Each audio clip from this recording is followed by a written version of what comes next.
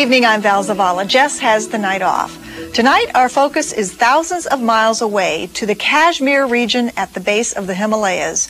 It's hard to imagine that a conflict there could divert attention from the war on terrorism, but the dispute between India and Pakistan to control Kashmir now commands the world stage. The reason? Both countries have nuclear weapons and have said they're willing to use them. Tonight, we look at the conflict through the eyes of two Southern Californians, one Pakistani-American, the other born in India-controlled Kashmir. Gayi has their stories. Dr. Amrit Nehru is an Indian-American dentist in the city of Bellflower. Omar Haroon is a Pakistani-American. Each puts a face on the conflict over Kashmir.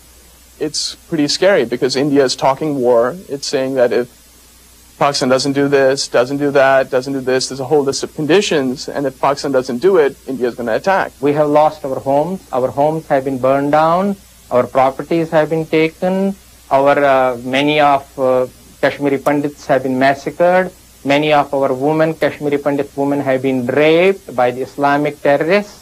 India and Pakistan became independent nations in 1947 after the British left the region. India was dominated by Hindus, Pakistan mostly Muslim. Each side wanted Kashmir.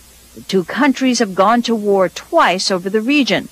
But this time, the stakes are higher. This time, both countries have nuclear weapons.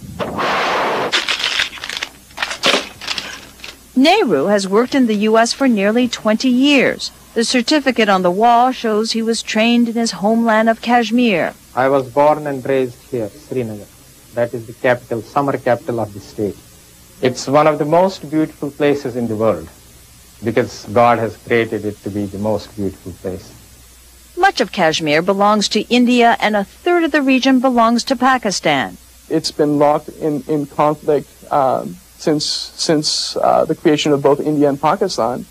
Haroon is Pakistani-American, born in the United States, but he spent much of his life in Pakistan and met his wife there.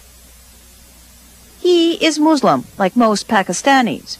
I'd be afraid of, Pakistan saying, well, our very existence is threatened. We're completely defeated and vanquished. The only option we have left now is to fire nuclear weapons. It's believed Pakistan and India both have nuclear weapons packing yields equal to 20,000 tons of TNT. That's the size of the atomic bomb dropped on Hiroshima during World War II. It's believed India has a larger stockpile in both conventional and nuclear weapons. It has plutonium, enough for at least 50 atom bombs. Pakistan, on the other hand, used weapons-grade uranium, enough for 25 warheads. But one is all you need to cause mass destruction. Nuclear weapons in this day and age may serve some deterrent effect, and so be it.